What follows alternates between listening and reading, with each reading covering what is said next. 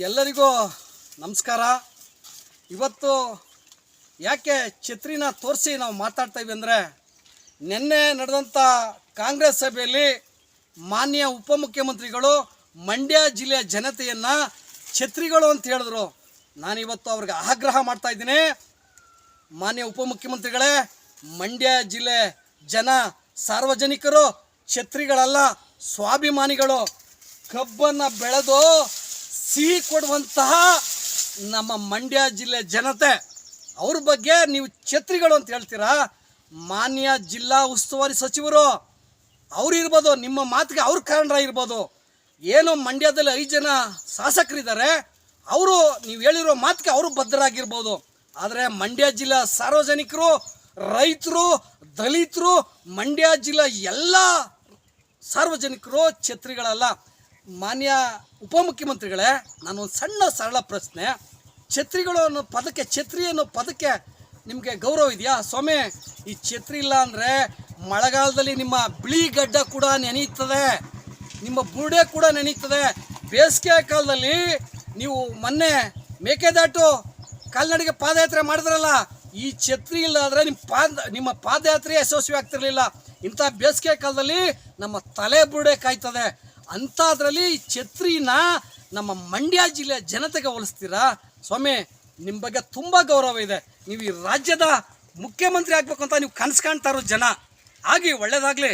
ಆದರೆ ಮಂಡ್ಯ ಜಿಲ್ಲೆಯ ಬಗ್ಗೆ ಮಾತನಾಡ್ಬೇಕಾರೆ ನಾವು ಸ್ವಾಭಿಮಾನಕ್ಕೆ ಬದುಕಿರುವಂಥ ಜನ. ನಿಮ್ಗಾಗಲೇ ಕಳೆದ ಏನು ಜೋಡೆತ್ತೊಂದು ಮಾಡಿದಾಗ ಕಳೆದ ಚುನಾವಣೆಯಲ್ಲಿ ನೀವು ಅಲೆ ಅನುಭವಿಸಿದ್ದೀರಿ.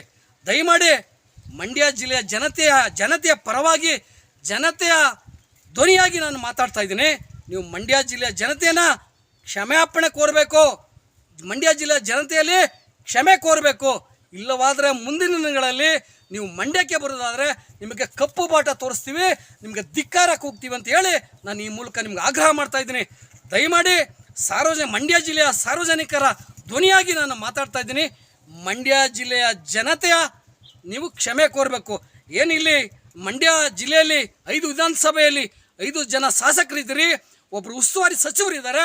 ದಯಮಾಡಿ ಅವ್ರಿಗೆ ಕಿವಿ ಮಾತು ಹೇಳಿ ಮಂಡ್ಯ ಜಿಲ್ಲೆಯ ಜನತೆಯ ಕ್ಷಮೆ ಕೋರಬೇಕು ಅಂತೇಳಿ ಈ ಮೂಲಕ ನಾನು ಮನವಿಯಲ್ಲ, ಇದು ರಾಜ್ಯದ ಉಪಮುಖ್ಯಮಂತ್ರಿಗೆ ನಮ್ಮ ಮಂಡ್ಯ ಜಿಲ್ಲೆಯ ಜನರ ಧ್ವನಿಯಾಗಿ ನನ್ನ ಆಗ್ರಹ.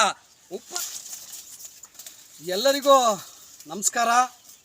ಇವತ್ತು ಯಾಕೆ ಛತ್ರಿನ ತೋರಿಸಿ ನಾವು ಮಾತಾಡ್ತಾ ಇದ್ದೀವಿ ಅಂದರೆ, ನಿನ್ನೆ ನಡೆದಂಥ ಕಾಂಗ್ರೆಸ್ ಸಭೆಯಲ್ಲಿ ಮಾನ್ಯ ಉಪಮುಖ್ಯಮಂತ್ರಿಗಳು ಮಂಡ್ಯ ಜಿಲ್ಲೆಯ ಜನತೆಯನ್ನು ಛತ್ರಿಗಳು ಅಂತ ಹೇಳಿದ್ರು. ನಾನಿವತ್ತು ಅವ್ರಿಗೆ ಆಗ್ರಹ ಮಾಡ್ತಾ ಇದ್ದೀನಿ. ಮಾನ್ಯ ಉಪಮುಖ್ಯಮಂತ್ರಿಗಳೇ, ಮಂಡ್ಯ ಜಿಲ್ಲೆ ಜನ ಸಾರ್ವಜನಿಕರು ಛತ್ರಿಗಳಲ್ಲ, ಸ್ವಾಭಿಮಾನಿಗಳು. ಕಬ್ಬನ್ನು ಬೆಳೆದು ಸಿಹಿ ಕೊಡುವಂತಹ ನಮ್ಮ ಮಂಡ್ಯ ಜಿಲ್ಲೆ ಜನತೆ, ಅವ್ರ ಬಗ್ಗೆ ನೀವು ಛತ್ರಿಗಳು ಅಂತ ಹೇಳ್ತೀರಾ? ಮಾನ್ಯ ಜಿಲ್ಲಾ ಉಸ್ತುವಾರಿ ಸಚಿವರು ಅವ್ರು ಇರ್ಬೋದು, ನಿಮ್ಮ ಮಾತಿಗೆ ಅವ್ರ ಕಾರಣ ಇರ್ಬೋದು. ಏನು ಮಂಡ್ಯದಲ್ಲಿ 5 ಜನ ಶಾಸಕರಿದ್ದಾರೆ, ಅವರು ನೀವು ಹೇಳಿರೋ ಮಾತಿಗೆ ಅವರು ಬದ್ಧರಾಗಿರ್ಬೋದು. ಆದರೆ ಮಂಡ್ಯ ಜಿಲ್ಲಾ ಸಾರ್ವಜನಿಕರು, ರೈತರು, ದಲಿತರು, ಮಂಡ್ಯ ಜಿಲ್ಲಾ ಎಲ್ಲ ಸಾರ್ವಜನಿಕರು ಛತ್ರಿಗಳಲ್ಲ. ಮಾನ್ಯ ಉಪಮುಖ್ಯಮಂತ್ರಿಗಳೇ, ನಾನೊಂದು ಸಣ್ಣ ಸರಳ ಪ್ರಶ್ನೆ. ಛತ್ರಿಗಳು ಅನ್ನೋ ಪದಕ್ಕೆ, ಛತ್ರಿ ಅನ್ನೋ ಪದಕ್ಕೆ ನಿಮಗೆ ಗೌರವ ಇದೆಯಾ? ಸ್ವಾಮಿ, ಈ ಛತ್ರಿ ಇಲ್ಲ ಅಂದರೆ ಮಳೆಗಾಲದಲ್ಲಿ ನಿಮ್ಮ ಬಿಳಿ ಗಡ್ಡ ಕೂಡ ನೆನೆಯುತ್ತದೆ, ನಿಮ್ಮ ಬುರುಡೆ ಕೂಡ ನೆನೆಯುತ್ತದೆ. ಬೇಸಿಗೆ ಕಾಲದಲ್ಲಿ ನೀವು ಮೊನ್ನೆ ಮೇಕೆದಾಟು ಕಾಲ್ನಡಿಗೆ ಪಾದಯಾತ್ರೆ ಮಾಡಿದ್ರಲ್ಲ, ಈ ಛತ್ರಿ ಇಲ್ಲ ಅಂದರೆ ನಿಮ್ಮ ಪಾದಯಾತ್ರೆ ಯಶಸ್ವಿ ಆಗ್ತಿರಲಿಲ್ಲ. ಇಂಥ ಬೇಸಿಗೆ ಕಾಲದಲ್ಲಿ ನಮ್ಮ ತಲೆ ಬುರುಡೆ ಕಾಯ್ತದೆ. ಅಂಥದ್ರಲ್ಲಿ ಈ ಛತ್ರಿನ ನಮ್ಮ ಮಂಡ್ಯ ಜಿಲ್ಲೆಯ ಜನತೆಗೆ ಹೋಲಿಸ್ತೀರಾ? ಸ್ವಾಮಿ, ನಿಮ್ಮ ಬಗ್ಗೆ ತುಂಬ ಗೌರವ ಇದೆ. ನೀವು ಈ ರಾಜ್ಯದ ಮುಖ್ಯಮಂತ್ರಿ ಆಗಬೇಕು ಅಂತ ನೀವು ಕನಸು ಕಾಣ್ತಾ ಇರೋ ಜನ ಆಗಿ ಒಳ್ಳೆಯದಾಗಲಿ. ಆದರೆ ಮಂಡ್ಯ ಜಿಲ್ಲೆಯ ಬಗ್ಗೆ ಮಾತನಾಡ್ಬೇಕಾರೆ ನಾವು ಸ್ವಾಭಿಮಾನಕ್ಕೆ ಬದುಕಿರುವಂಥ ಜನ. ನಿಮ್ಗಾಗಲೇ ಕಳೆದ ಏನು ಜೋಡೆತ್ತೊಂದು ಮಾಡಿದಾಗ ಕಳೆದ ಚುನಾವಣೆಯಲ್ಲಿ ನೀವು ಅಲೆ ಅನುಭವಿಸಿದ್ದೀರಿ.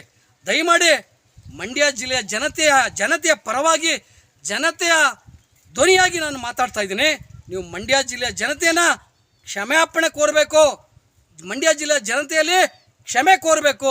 ಇಲ್ಲವಾದರೆ ಮುಂದಿನ ದಿನಗಳಲ್ಲಿ ನೀವು ಮಂಡ್ಯಕ್ಕೆ ಬರೋದಾದರೆ ನಿಮಗೆ ಕಪ್ಪು ಬಾಟ ತೋರಿಸ್ತೀವಿ, ನಿಮಗೆ ಧಿಕ್ಕಾರ ಕೂಗ್ತೀವಿ ಅಂತ ಹೇಳಿ ನಾನು ಈ ಮೂಲಕ ನಿಮ್ಗೆ ಆಗ್ರಹ ಮಾಡ್ತಾ ಇದ್ದೀನಿ.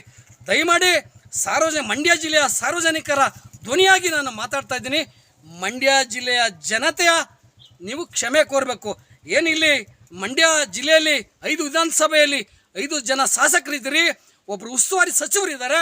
ದಯಮಾಡಿ ಅವ್ರಿಗೆ ಕಿವಿ ಮಾತು ಹೇಳಿ ಮಂಡ್ಯ ಜಿಲ್ಲೆಯ ಜನತೆಯ ಕ್ಷಮೆ ಕೋರಬೇಕು ಅಂತೇಳಿ ಈ ಮೂಲಕ ನಾನು ಮನವಿಯಲ್ಲ, ಇದು ರಾಜ್ಯದ ಉಪಮುಖ್ಯಮಂತ್ರಿಗೆ ನಮ್ಮ ಮಂಡ್ಯ ಜಿಲ್ಲೆಯ ಜನರ ಧ್ವನಿಯಾಗಿ ನನ್ನ ಆಗ್ರಹ.